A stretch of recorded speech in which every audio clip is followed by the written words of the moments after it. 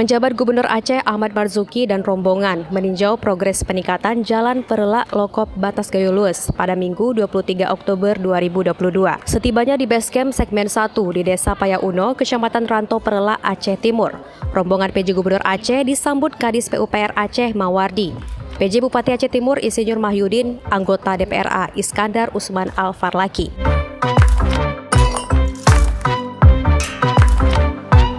Dalam kunjungannya, Ahmad Marzuki meminta Dinas Pekerjaan Umum Penataan Ruang agar pengerjaan proyek multi-years Perelak Lokop Batas Gayo Lues paket 1, 2, dan 3 kualitas jalan tetap terjaga.